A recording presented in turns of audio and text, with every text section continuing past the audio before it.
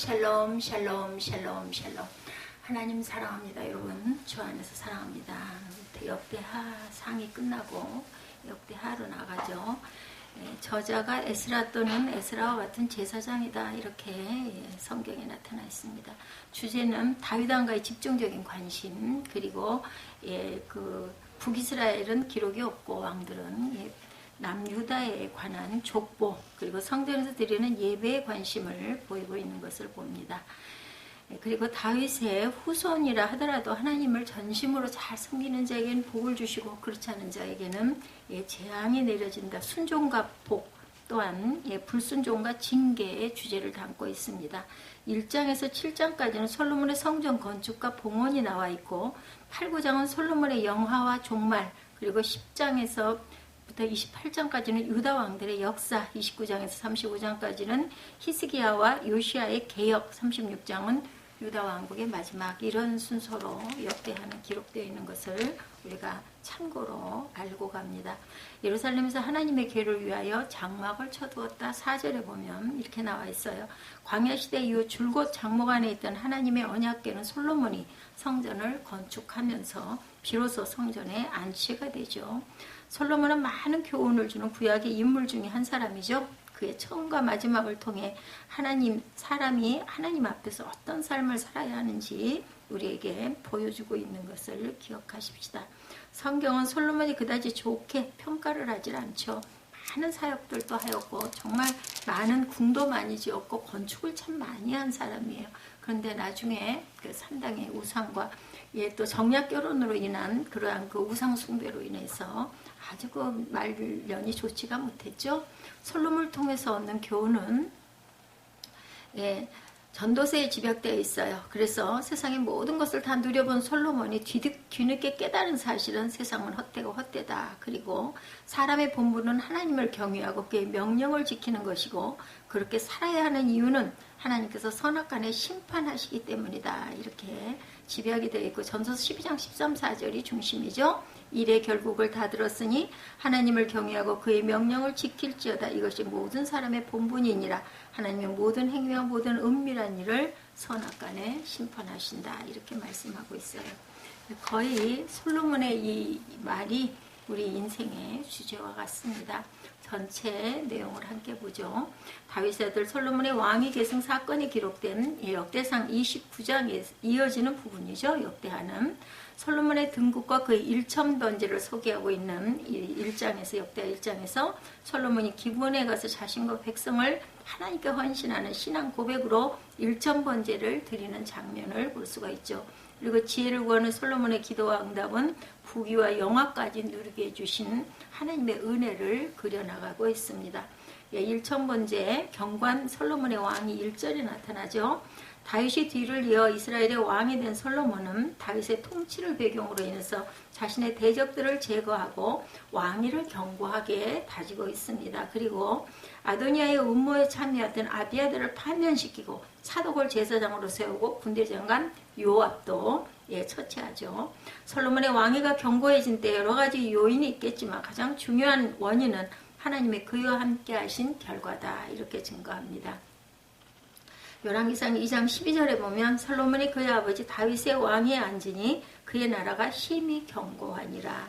정적들을 제거하죠. 2장 46절에 여호야다의 아들 분하야가 명령하여 그가 나아가서 시므이를 치니 그가 죽은지라. 이에 나라가 솔로몬의 손에 견고하여졌다. 열왕기상 2장에 증거하죠.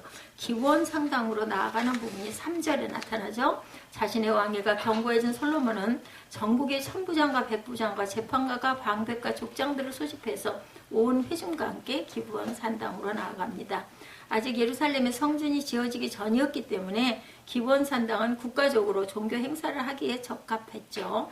제사장들이 모이던 곳이기도 합니다. 역대상 16장 39절에 보면 제사장 사독과 그의 형제 제사장들에게 기브온 산당에서 야훼 성막 앞에 모시게 하여 이렇게 증거합니다. 옛적에 또한 모세가 장막을 지은 곳이기도 하죠. 역대상 21장 29절에 보면 옛적에 모세가 광야에서 지은 야훼의 성막과 번제단이 그때 기브온 산당에 있었다. 이렇게 증거합니다. 다윗이 여호와의 천사의 칼을 두려워하여 감히 그 앞에 가서 하나님께 묻지 못하더라. 이렇게 증거되어 있습니다. 역대상 21장 29절에서 30절입니다.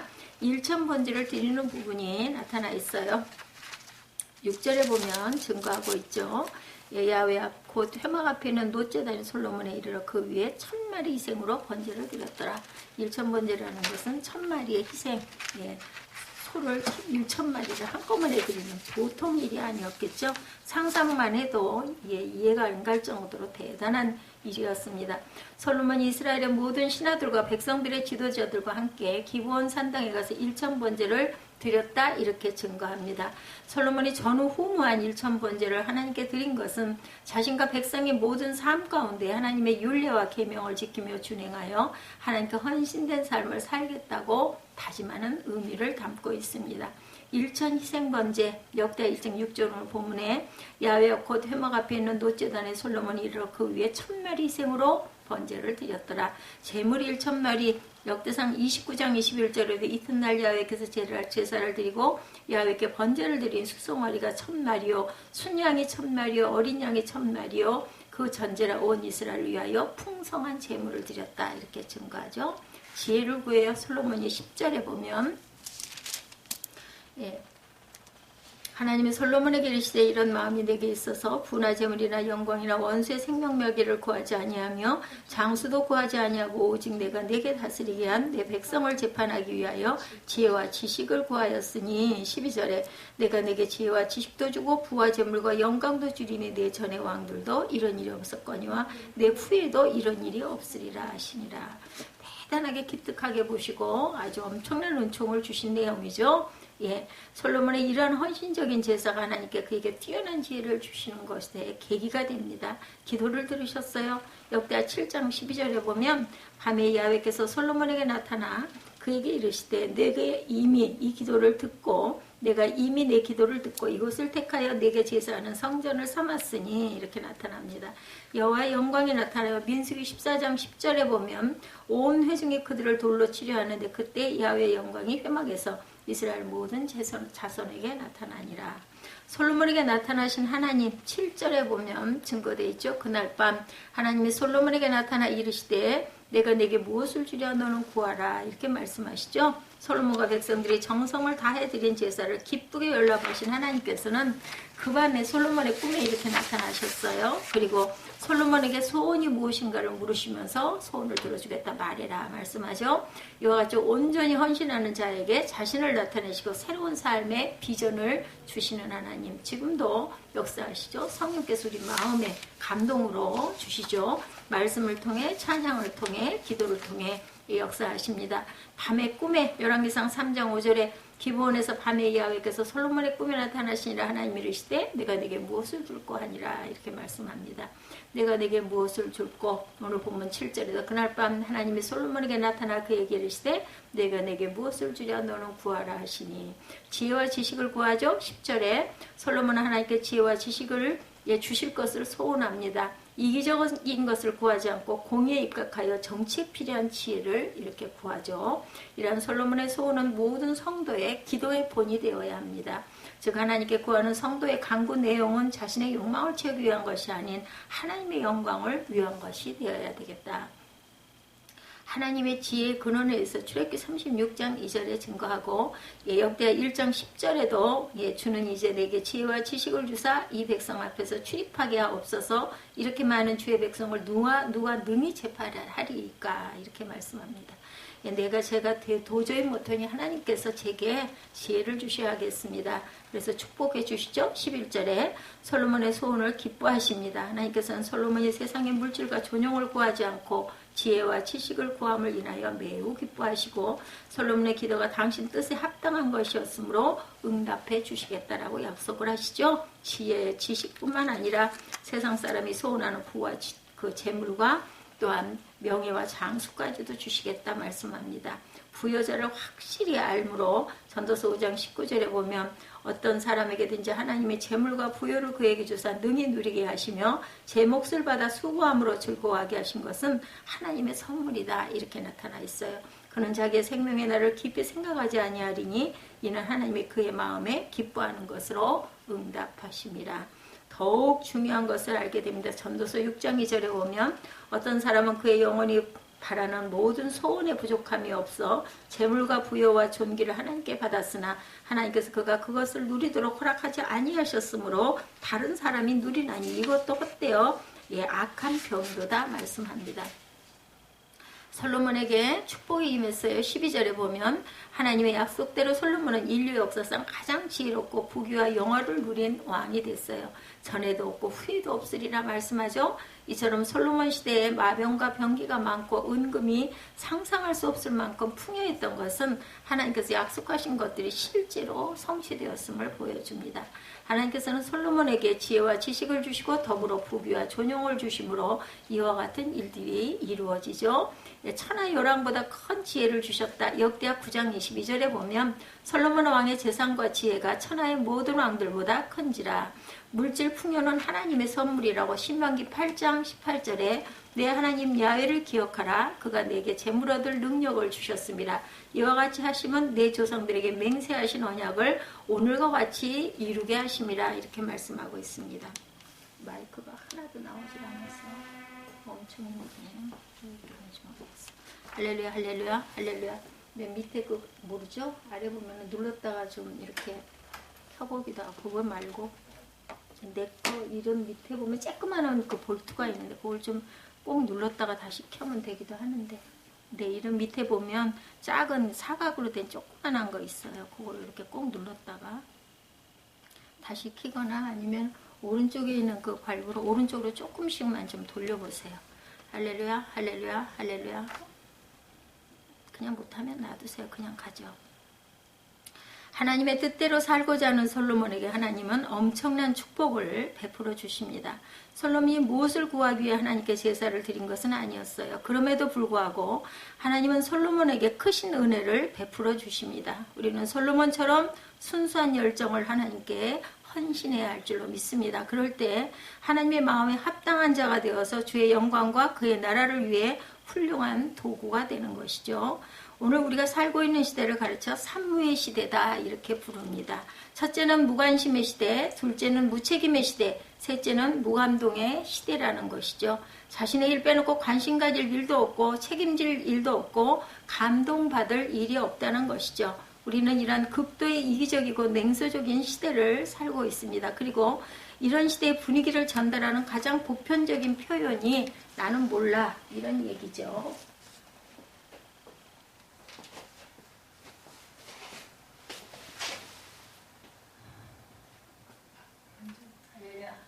할렐루야 할렐루야 할렐루야 할렐루야 할렐루야. 이건 너무 한꺼번에 올리면 안 돼. 여기 이거 이 꼭지 안될 때도 있지만 급할 때는 얘를 눌렀다가 빼면 소리가 제대로 들리기도 해요. 목소리가 힘이 없는데 계속 소리가 안 나니까. 우리가 살고 있는 시대를 가르쳐 산무의 시대다 이렇게 부르고 있습니다. 첫째는 무관심의 시대, 둘째는 무책임의 시대, 셋째는 무감동의 시대다. 큰 레바를 조금만 왼쪽으로 줄이세요. 아까 제가 만졌던 거.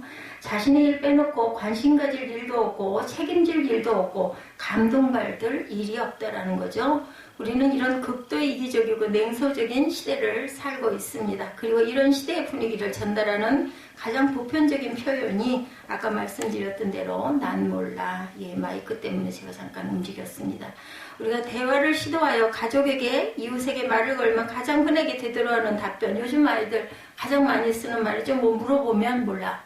뭐 난 몰라도 아니에요. 그냥 몰라. 우리 아이에게도 뭘 물어보면 몰라요. 정말 그게 참 마음이 섭섭하더라고요. 근데 요즘 아이들 전체가 전반적으로 전부 그렇다고 하네요. 그것이 소위 파괴와 해체로 상징되는 포스트 모던 시대의 가장 전형적인 현대인의 반응. 무관심이에요. 나에게 필요 없어. 내가 별로 그렇게 뭐 중요시하지 않아. 나는 상관없어 이런 뜻이죠. 그런데 이 세 가지 시대의 특성 중에 제일 견디기 힘든 것은 바로 무감동, 감동받은 일이 사라지고 말았다라는 거죠. 너무나 마음 아픈 일일 수밖에 없습니다. 감동받을 일이 사라졌어. 책이나 책이나 영화가 아주 드물죠. 감동받을 만한 것들이 없어져서. 왜냐하면 너무 풍요가 넘쳐버리다 보니까 이제는 별로 그렇게 뭐 놀라울 일도 없고 별로 그렇게 대단할 일도 없다는 거죠. 감동을 받고 싶다면 내 아이들까지도 내어주시는 사랑으로 우리를 감동시키신 하나님께서도 우리를 통하여 감동받고 싶어 하신다는 것을 기억하시기 바랍니다. 어째 애가 저래, 그죠? 제가 늘 그 생각을 많이 합니다. 뭐 물어보면 몰라. 그러다 보면 정말 마음이 정말 안타깝고 슬퍼요. 그럴 때 하나님도 내게 이러시겠구나. 저도 이런 생각을 합니다. 오늘 본문에 등장하는 솔로몬은 하나님께 많은 복을 받은 사람입니다. 하나님께서 솔로몬에게 탁월한 지혜를 주셨어요. 지식을 주셨어요. 그리고 부와 재물과 영광까지 덤으로 주셨어요. 왜냐하면 정말 자신의 모든 것은 하나도 구하지 않고 이 백성을 다스릴 지혜를 주시옵소서 했기 때문에 솔로몬만큼 권세와 부귀와 영광을 누린 사람은 이전에도 이후에도 없을 것이다. 이렇게 말씀하시죠. 솔로몬에게만 특별한 복을 쏟아부어 주신 이유, 그러면 무엇일까? 그런 예배를 통해 하나님을 감동시켰습니다. 하나님께서는 오늘도 당신을 감동시키는 사람이 없는가? 이렇게 찾고 계신다라는 것 우리가 느껴보십시다. 마음에 아픔이 있고 마음에 상처가 되고 마음에 쓸쓸함이 있을 때 우리 아버지도 나를 보실 때 이런 마음이 드시겠구나 이런 생각을 하면 제가 좀 바뀌죠. 그렇게 되면 정말 하나님께 더 예배하고 더 많이 겸손하고 더 많이 낮아지고 말씀 속에서 우리가 더 귀한 기쁨과 감사를 느껴야 되겠다. 저는 이런 생각을 합니다. 하나님께서 솔로몬에게만 특별한 복을 부어주신 이유는 그는 예배를 통해 하나님을 감동시켰기 때문이라는 것 잊지 마시기 바랍니다. 하나님께서는 오늘도 당신을 감동시킨 사람이 없는가? 이렇게 찾고 계셔요. 그 주인공이 저와 여러분이 되시기를 주님의 이름으로 축복합니다. 솔로몬에게 복을 부어주신 것처럼 복 주시고자 감동적으로 예배하는 자를 찾고 계시다라는 것. 그래서 우리 찬양에 보면은 예배자라는 찬양 있죠? 그것처럼 그러한 자들을 찾고 계신다라는 것을 잊지 마시기 바랍니다. 솔로몬에게 복을 부어주신 것처럼 복 주시고 감동적으로 예배하는 자를 찾는 하나님께서는 어떤 특별한 것이 솔로몬에게 있었기 때문에 그렇게 복을 주셨을까? 솔로몬이 드린 예배의 어떤 점이 하나님께 감동이 되었을까? 우리 한번 묵상합니다. 솔로몬의 예배는 감사의 예배였다. 1절에 보면은 이렇게 나타나고 있죠. 다윗의 아들 솔로몬의 왕이가 경고하여 가며 그의 하나님 야훼께서 그와 함께 하사 심히 창대하게 하시니라. 이렇게 1절에 증거하고 있습니다. 다윗에게는 많은 아들들이 있었고 그들 중에 능력 있는 자도 있었죠. 솔로몬에게 왕위가 돌아갔어요. 그리고 솔로몬의 왕위는 견고하게 자리를 잡게 되었다는 것이죠. 그의 세력과 나라는 심히 창대하고 번창하기 시작합니다. 그 이유는 하나님께서 어떻게 했어요? 그와 함께 하여 주셨기 때문이다. 가장 중요한 것은 하나님이 나와 함께 하느냐가 중요합니다. 하나님이 우리 교회와 함께 하느냐, 하나님이 우리 성도들과 함께 하느냐, 합한 마음이 가장 중요하죠. 우리가 사랑하는 사람과도 마음이 하나가 되어야 그 사랑이 더욱더 견고해지는 것과 마찬가지입니다. 솔로몬은 형통이 자신의 능력 때문이 아니라 하나님의 은혜라는 것을 깨달아 알았던 사람이에요. 전적으로 하나님이 보살펴 주시고 함께 하시기 때문임을 믿었습니다. 그래서 하나님께서 감사하는 마음으로 제사 드리고자 일어나죠. 하나님께 혼자만 예배드리지 않고 온 이스라엘의 천부장들과 백부장들과 재판관들을 불러 모았어요. 되도록이면 함께 같이 예배하는 게 이렇게 좋은 거죠. 본문을 읽으면서 보면 그것은 당연한 것이죠. 남보다 특별한 은혜를 입었는데 당연히 감사의 마음이 하나님께 표현하고 더 크게 더 많은 사람들이 참여하기를 바라야 된다. 온 이스라엘의 방백들과 족장들에게 명령을 내리죠. 그리고 온 회중과 함께 야훼 장막 앞에 나아가는 솔로몬. 오죽이나 하면 소를 1000마리를 어떻게 한 번에 잡았겠느냐고요. 저는 거의 상상도 못할 그런 일을 이렇게 한 그런 솔로몬. 이런 제단은 없어요. 아무리 봐도. 특별한 은혜를 입고도 감사하지 않는 사람들이 정말 많죠. 우리 주변에 보면 큰 은혜를 받고도 당연한 것으로 여기고 그냥 너무 뭐 그러려니까 그랬지 뭐. 아니 뭐 병원에서 약이 잘 맞아가지고 나 아침 무슨 내가 기도를 해서 났어? 이런 마음 갖는 사람들이 많죠. 예, 그 죽겠을 때, 죽을 것 같았을 때는 눈물을 흘리면서 예, 부탁을 하고 예, 기도해달라고 얘기하고 예, 그리고 감사를 하던 그 마음이 단 얼마 안 가가지고 그냥 냉랭하게 식어버립니다. 언제 그랬느냐는 듯 돌아서죠. 예, 이것이 바로 요즘 세대, 요즘 특히 어린 세대, 예, 중고등학교, 예, 대학생들 그 나이대들이 더 심하죠. 사람들의 마음이 강팍해져서 은혜를 입는 것은 내가 당연히 받아야 하는 것이고 내가 기대한 대로 은혜를 입지 못하면 엄마가 그런 게 어딨어. 에휴 뭐 역시나 아니야. 이렇게 생각해버리고 말죠. 솔로몬은 왕위에 오르고 절대 권제 앞에 앉아 하늘을 호령합니다. 사실 그 자리에 앉으면 누구든지 교만해지기가 쉬워요. 예, 자기가 라이트를 받게 되면 내가 뭐가 막 된 것 같고 그죠? 마음이 붕붕 뜨죠. 나도 모르게 교만이 머리를 들고 일어납니다. 아무것도 보이지 않는 그러한 자리, 높은 자리에 앉아 천하를 내려다보면서 내 위에 누가 있다는 것을 잊어버리기가 쉬운 거예요. 우리의 마음 안에 있는 타고난 원죄, 그렇죠? 솔로몬은 하나님을 잊지 않았어요. 그리고 지금 누리는 이 모든 것이 하나님의 은혜임을 깨닫습니다. 큰 감동이 밀려왔어요. 그래서 그 감동이 소멸되기 전에 즉시 하나님께 온 마음을 다해 예배하고자 하는 마음으로 하나님 앞에 중요한 것은 나아갔다라는 것이 중요합니다. 마음 먹는 사람은 많아요. 행하는 사람이 많지가 않은 거죠. 이처럼 은혜를 깨닫고 감사하는 솔로몬에게 하나님께서는 감동하셨어요. 기독교 사회학자고 설교가인 토니 캄플로 교수가 친구 집을 방문했다가 들은 이야기입니다. 그의 친구에게 4살 먹은 딸이 있었다고 해요. 여름 폭풍 치고 무섭게 번개치던 밤에 딸이 2층 방에 혼자 있었어요. 갑자기 2층에서 딸이 고함 치는 소리가 들려서 얼마나 딸이 겁이 났을까 생각하고 아빠가 2층으로 급하게 뛰어 올라갑니다. 그의 딸이 창문 앞에 양팔을 벌리고 선 채로 큰 소리로 외치고 있었더랍니다. 하나님 감사해요. 저를 사진 찍어 주실 거죠? 멋있게 찍어주세요. 이렇게 아이가 소리를 치면서 양팔을 벌리고 있더라는 거죠. 그날 밤 그 친구는 자기 딸의 존재를 하나님이 보낸 천사처럼 느꼈고 그의 가족이 그 두려운 밤이 잊기 어려운 행복한 밤이 되었다. 이렇게 고백을 합니다. 캄플로 교수 또한 자기 친구의 천진난만한 딸의 이야기를 통해서 감사의 진정한 의미와 인생을 바라보는 시각을 교정할 수 있었다라고 고백을 합니다. 폭풍우가 치고 뇌성번개가 요란한 밤을 오히려 하나님이 자기 자신을 찍어주시려고 사진기를 가지고 플래시를 터뜨리는 것으로 해석할 줄 아는 그 로맨틱한 소녀의 마음, 그리고 어른조차 두려워하던 그날 밤에 이 소녀의 입술에서 나온 하나님 감사해요. 그 어떤 신앙의 고백보다도 위대하고 아름다운 고백으로 감동을 받았다는 것이죠. 자, 여러분의 감사에 하나님이 오늘 감동하십니다. 감사로 드리는 예배에 감동하신다는 것, 감사로 드리는 찬양과 기도에 하나님께서는 감동하시는 것을 잊지 마시기 바랍니다. 진심으로 감사하여 드리는 헌금에 하나님께서는 감동하십니다.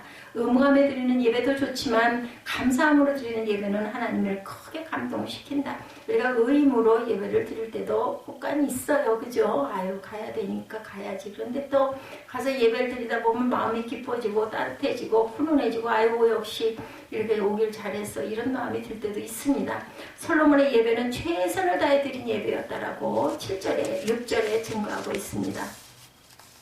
6절 다시 보면 야훼 앞 곧 회막 앞에 있는 노제단에 솔로몬이 이르러 그 위에 1000마리 희생으로 번제를 드렸더라. 최선의 일, 최고의 예배. 그렇죠? 솔로몬이 노제단에 1000마리 희생으로 번제를 드렸더라고 6절에 증언합니다. 1000마리의 번제는 솔로몬의 주님을 얼마나 사랑했는지, 우리가 뭐 누구에게 선물을 할 때 마음에 정말 고맙고 마음에 너무 감사한 마음이 있으면 정말 정성껏 그 사람이 가장 좋아할 것을 찾아서 챙기는 그런 마음이 되죠. 아닐 때는 그냥 의례적으로 무슨 때니까, 아니면 뭐 생신이니까, 아니면 뭐 생일을 맞았으니까, 뭐 기념일이니까 이렇게 생각을 하게 되지만 정말로 고맙고 감사할 때는 정말 최고의 것, 최선의 것을 찾습니다. 꼭 값의 그 고하가 중요한 게 아니라 정말로 그 사람이 좋아할 것을 찾아서 챙기죠.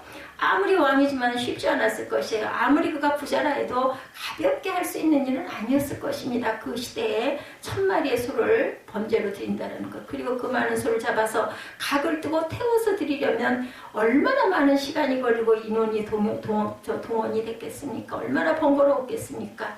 그 이전에 그렇게 많은 소를 희생의 제물로 드리니까 아무도 없었다 이렇게 증거하죠. 그런 생각조차 아무도 하지 못했다라는 거죠. 그럼에도 솔로몬이 남다른 제사를 드리게 된 이유 무엇 때문일까? 자신이 드릴 수 있는 최선을 다해서 힘껏 드리고 싶었던 마음이었겠었죠. 그랬기 때문에 이것을 할 수 있었던 겁니다. 중요한 것은 가장 첫째가 마음이에요. 마음. 그리고 우리가 마음을 먹기는 쉬운데 또 행동하기는 또 더 어렵죠. 남이 하는 만큼 적당히 흉내내는 제사보다는 내가 드릴 수 있는 최선을 생각했던 것이 솔로몬의 그 남다른 그 제사의 방법이었습니다. 그것은 나는 다른 누구보다도 더 크고 특별한 은혜를 입었다라는 확신에서 출발한 것이었을 것이고, 그래서 다른 사람만큼 감사하는 것에 만족할 수가 없었던 것이겠죠. 요한복음 12장에 보면 베다니의 마리아가 예수님 발에 향유를 부은 사건 우리가 잘 알죠. 머리에서 마리아는 생각하고 또 생각했을 것입니다. 나는 무엇을 어떻게 이 감사를 나타낼 수 있을까?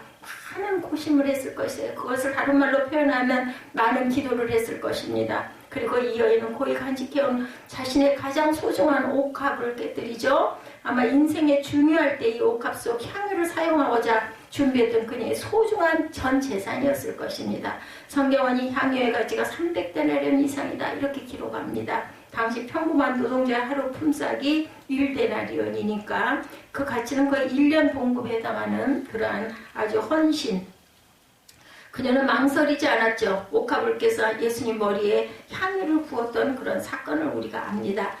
그냥 할 수 있는 헌신이었고 해야 할 헌신이라고 믿었고, 옆에서 보면 가룟 유다는 그걸 팔아가지고 가난한 자들에게 나눠주면은 1년치 양식인데 이런 이야기를 하죠. 사람들은 그것을 어리석은 허비다 이렇게 비난을 합니다. 그러나 예수님의 견해는 달랐습니다. 너희가 어찌하여 그를 괴롭게 하느냐, 그가 네게 좋은 일을 하였느니라며 감동을 표현하시죠. 사람들의 눈에는 어리석고 허비하고 지나친 헌금으로 바라보였겠지만 예수님의 눈에는 아름다운 사랑의 예배로 바라보여진 거고 받으시는 거죠. 오늘도 사람들은 예배드리면서 이렇게 생각하죠. 내가 최소한의 시간만을 드리고 최대한의 축복을 받을 수는 없을까, 이런 생각들을 많이 합니다. 인간의 마음 안에는 이기적인 마음이 가득 차 있기 때문이죠. 최소한의 물질을 드리고 최대한의 은혜를 받는 방법은 과연 무엇일까? 그런 마음으로는 절대 하나님을 감동시킬 수가 없죠. 계산하는 마음은 하나님의 온전히 절대로 받아주실 수가 없어요. 우리들도 그렇죠. 사람과 관계에서 딱 할 만큼만 하고 아닐 때는 딱 내가 언제 그랬는데 냉랭하면 저 사람은 역시 속과 겉이 다르구나 이런 마음이 들게 되죠. 하나님께 내가 드릴 수 있는 최선은 무엇일까를 생각하며 그 방법을 고민할 수 있기를 주님의 이름으로 축복합니다. 일본의 그리스도인 사회사학과였던 이시 주지 선생이라는 분이 계셨어요. 어느 날 맹인한 사람이 그를 찾아와 자기 무울증을 호소하며 어떻게 밝게 사는 비결이 없겠느냐 이렇게 묻습니다. 이시 선생은 그에게 점자 성경을 읽을 수 있느냐라고 물었다고 그래요. 읽지 못한다고 대답하더라면 다시 묻습니다. 그러면 암만은 할 수 있느냐? 예 라고 대답합니다. 교회는 나가느냐 묻습니다. 예, 나갑니다라고 대답하더랍니다. 그러면 11조를 드리느냐라고 물었다고 그러죠. 못하고 있다라고 대답했다고 그래요. 그러면 두 가지 실천을 한번 해봐라 얘기를 하면서, 첫째, 안마에서 든 수익에서 하나님께 감사한 마음으로 11조를 드릴 것, 두 번째 11조로 당신보다 더 불쌍한 이웃을 구제하고 섬겨봐라. 이 두 가지를 한번 실천해 보시오 하고 얘기를 했답니다. 근데 그가 한 달 후에 이시 선생을 찾아와서 선생님, 제 일생에 한 번도 가져보지 못한 행복과 기쁨이 제 마음에 넘쳐납니다. 이렇게 고백을 하더라는 거죠. 이시 선생은 이 맹인에게 할 수 없는 것을 요구한 것이 아니라 할 수 있는 것을 그리스도의 정신으로 할 수 있도록 안내했던 거죠. 아름다운 헌신만이 인생을 아름답게 한다는 것을 우리가 잊지 마시기 바랍니다. 아름다운 헌신을 할 줄 알아요. 내가 할 수 없는 것을 하는 게 아니라 할 수 있는 것을 최선의 마음으로 최선의 정성을 담아서 했을 때 하나님께서 솔로몬에게 주셨던 이 감동을 받으실 것이라는 거죠. 오늘 본문에 보면 세상 사람들을 감동시켰던 사람이 아닌 하나님을 감동시킨 한 사람, 그게 바로 솔로몬입니다. 솔로몬은 하나님의 생각, 하나님의 기대를 뛰어넘은 행동으로 하나님을 감동시켰어요. 본문에 두 번이나 하나님께서 솔로몬에게 감동하신 표현을 나타내죠. 7절에 이 밤에 하나님이 솔로몬에게 나타나 이르시되 내가 네게 무엇을 줄고 너는 구하라.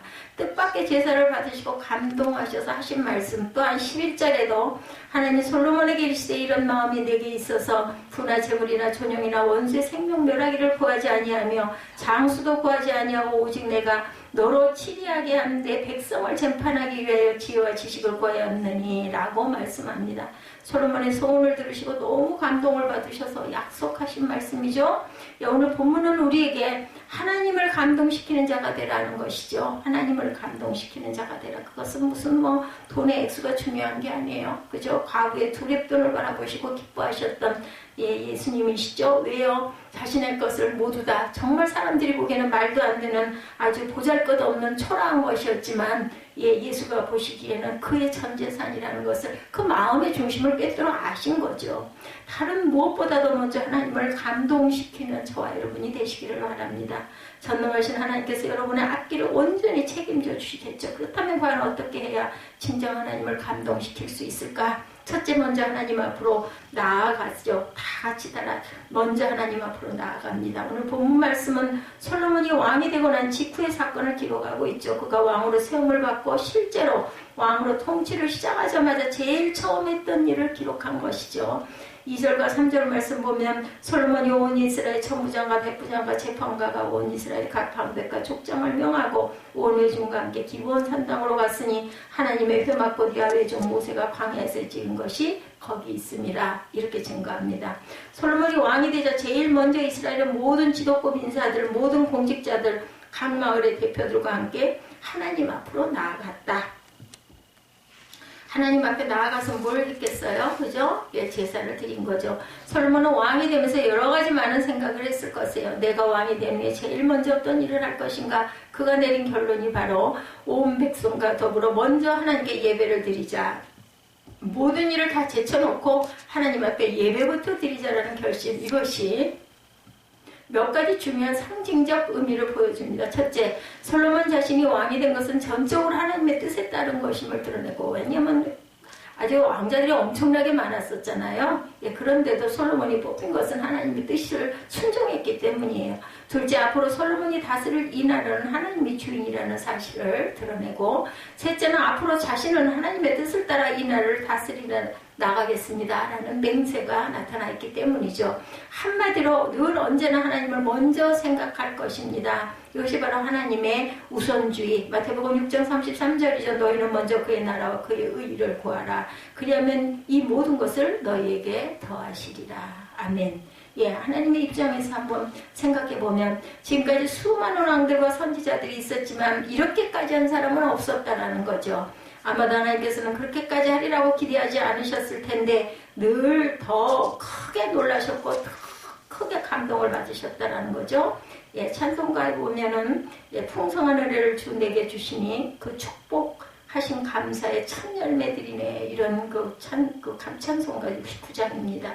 여기서 첫 열매란 말이 굉장히 중요하죠. 우리가 첫 열매를 드리려면 정말 단단히 마음을 먹어야 합니다. 바쁘게 지내다 나중에 생각나 드리려고 찾다 보면 첫 열매는 당연히 드릴 수가 없죠. 늘 하나님을 생각하고 사는 사람이 아니면 첫 열매를 드릴 수가 없습니다. 우리가 하나님께 드리러 쓰다 남은 열매를 드리기가 십상인데 이렇게 해서는 하나님을 감동시킬 수가 없다라는 것, 하나님의 나라와 먼저 그 의를 구하는 삶을 살았을 때 하나님께서 기뻐하시고 아이고 과연 너구나 생각을 한다라는 거죠. 첫 열매를 하나님께 드림으로 진정 하나님을 감동시키는 저와 여러분이 되시기를 축복합니다. 제가 그러잖아요. 조그마한 카스테라 하나에도 감동을 하고 그보다 한 10배, 100배 더 큰 거를 누군가가 줘도 별로 마음에 감동이 없는 것은 같습니다. 둘째로 하나님께 최선을 다해 드렸다라는 것. 하나님께 최선을 다합니다. 6절 말씀에 보면 야훼 앞 곧 회막 앞에 있는 놋단에 이르러 그 위에 1천 희생으로 번제를 드렸더라. 6절에 나타나 있죠. 그러니까 번제를 드리는데 희생제물 1000마리로 제사를 드렸다는 거죠. 이 말의 뜻은 번제를 1000번 드렸다는 뜻이 아니라 사실은 1000마리 희생, 요즘에는 1000번제다 해가지고 1000번을 드리는, 어떻겠습니까? 1000마리를 드린 그 마음으로 한꺼번에 못하면 1000번에 나눠서 할 수도 있는 거죠. 상황에 따라 내가 할 수 있는 것을 하는 겁니다. 자, 우선 번제라는 아무 데서나 드릴 수 있는 것이 아니고 반드시 제단 위에서 태워서 그 시대에는 드려야 했죠. 그래서 일부러 부살레를 지은 노단이는 기본 산당까지 간 것이에요. 부살레의 제단은 길이가 2.3m, 넓이가 2.3m, 그리고 높이가 1.4m의 크기로 청동으로 만들어져 있습니다. 그리고 솔로몬이 왕으로 제사를 드리죠. 그렇기 때문에 적어도 제물은 소였을 것으로 추정한다라는 것입니다. 왕이 제사 드리면서 가난한 사람들이라는 비둘기로 제사를 드렸을 리는 없겠죠. 소를 태웠다고 할 때 이 정도 크기의 제단이라 하면 한 번에 소 한 마리 정도밖에 태우지를 못해요. 그리고 번제 성격상 한 번에 제물 하나씩 태우도록 되어 있었습니다. 그렇다면 한 번에 소 한 마리를 태우는데 시간이 얼마나 걸릴까? 좋게 30분은 걸리겠죠. 30분만 쳐도 하루 주야로 태워도 50마리 이상은 태우기가 어려웠을 것인데 이렇게 계산을 해보면 1000마리면 적어도 20일 주야로 태워서 만들었을 것이라는 거죠. 약 한 달 정도의 시간이 걸렸던 것으로 추정이 됩니다.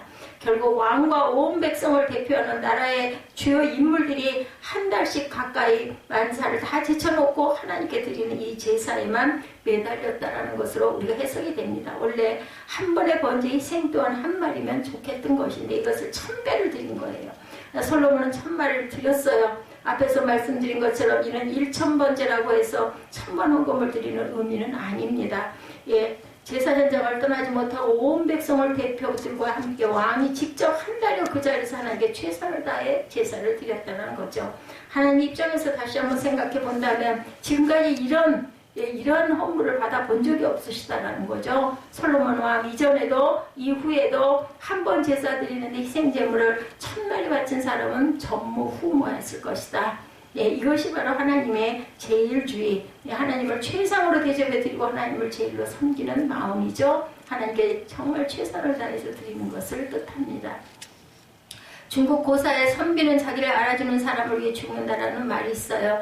누군가가 나를 알아준다는 것은 참으로 기쁜 일이죠. 그러나 반대로 아무도 나를 알아주지 않는다는 것은 서글픈 일입니다.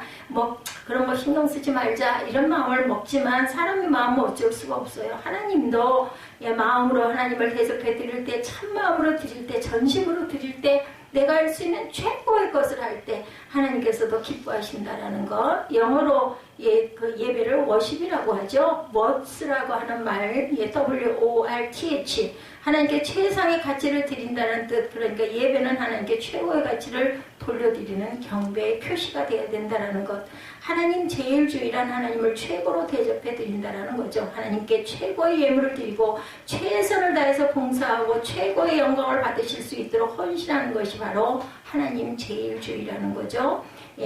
진정 하나님을 감동시켜드리기 위해서 마음과 뜻과 정성을 모두어서 최선을 다해 하나님께 예배드리는 저와 여러분의 삶이 되시기를 주님의 이름으로 축복합니다. 셋째로 하나님께 급상품을 주셨어요. 하나님께서 거기에 담례로.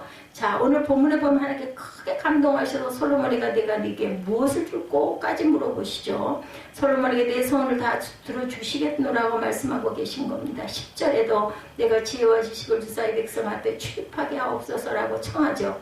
이 말이 하나님을 더욱더 감동시키죠. 11절과 12절에 보면 하나님이 솔로몬에게 이르시되 이런 마음을 내게 있어 부나 재물이나 전용이나 원수의 생명 멸하기를 구하지 아니하며 장수도 구하지 아니하고 오직 내가 너로 치리하게 한 내 백성을 재판하기 위하여 지혜와 지식을 구하였으니 그러므로 내가 네게 지혜와 지식을 주고 부와 재물과 존엄도 주리니 너희 전에 왕들이 이 같음이 없었거니와 너의 후회도 없을 것이다. 이렇게 말씀하고 있습니다.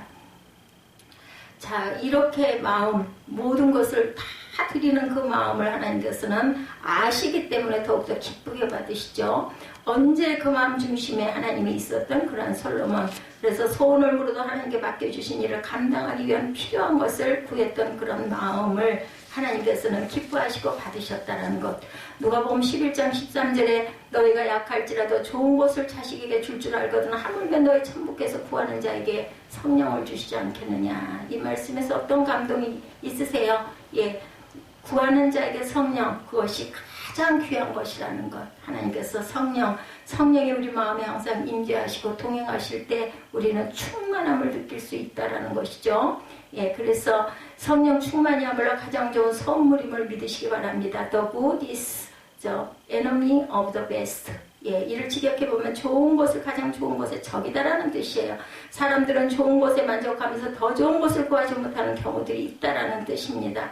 어린애는 자기가 갖고 싶어하는 장난감 외에는 더 좋은 것이 있음에도 몰라요. 그죠? 세상 사람들은 돈이면 다 되는 줄 알고 돈을 원하죠. 돈은 우리 생활에 정말 필요합니다. 그래서 모두 다 그것을 얻으려고 노력하고 수고하죠. 돈이 나쁘지 않아요. 필요해요. 근데 필요악이 되지 않도록 우리가 노력하고 조심해야 된다는 거. 성령이 뭐가 그리 좋길래 성령 충만을 사모할까? 성령은 솔로몬이 구했던 바로 그 지혜의 영이기 때문이고, 성령 충만하면 능력을 받아서 어떤 역경도 이길 수 있기 때문이죠. 성령을 바람과 같다, 불과 같다라고 얘기하죠. 오순절 성령의 임하신 모습을 보면 호련히 하늘로부터 급하고 강한 바람 같은 소리가 있어 저희 안주로 온 집에 가득했다. 사도행전 2장에 이렇게 증거합니다. 하늘로부터 급하고 강한 바람 같은 소리라고 말하죠. 성령은 푸뉴마 바람이라고도 합니다. 성령의 바람이라면 온갖 오염된 매연이나 연기나 안개나 검은 구름을 몰아낼 수 있다는 거죠. 성령은 세상의 모든 불의와 타락의 바람을 잠재우는 신령한 바람이라는 것. 성령은 또한 바람과 같고 물과 같다고 그러죠. 모든 생명의 근원이기 때문입니다. 갈증을 해소시켜 주시죠. 수가상 여인이 남편을 5이나 바꿔 살아보았지만 만족을 누리지 못했어요. 오늘날도 이런 것들은 그 옛날보다 더 심합니다. 5번째로 성령은 불과 같다고 말합니다. 모든 것을 녹이고 태우죠. 죄와 욕망을 태우고 탐심을 없애주는 유일한 불길, 성령의 힘으로 세속의 욕망들이 사라지죠. 불은 뜨겁게 합니다. 성령의 인도하심을 받아서 늘 뜨겁게 신앙생활을 하게 되죠. 성령은 또한 보혜사라고 우리를 보호해주는 그러한 은혜의 존재입니다. 우리를 인도해주고 위로해주는 상담자라고 말하죠. 성령이 임하시면 너희가 권능을 받고, 사도행전에 이렇게 말씀하죠. 하나님이 주시는 건수한 능력이 생기죠. 그 권능은 진정 자기를 이길 수 있는 영적인 힘이라는 것. 에베소서 5장 18절에서 20절입니다. 술 취하지 말라. 이는 방탕한 것이 오직 성령의 충만함을 받으라. 시와 찬미와 신령한 노래로 화답하며 너의 마음으로 주께 노래하며 찬송하며 범사의 우리 주 예수 그리스도의 이름으로 항상 아버지께 감사하라. 술은 방탕하게 만들죠. 그러나 성령은 우리를 강건하게 만듭니다. 복되게 하고 아름답게 하죠. 그러므로 이제는 세상 술이 아닌 성령의 새술에 취하시는 저와 여러분이 되셔서 솔로몬같이 하나님께서 정말 귀하게 축복하시는 그러한 축복의 반열에 드시는 저와 여러분이 되시기를 주님의 이름으로 축복합니다.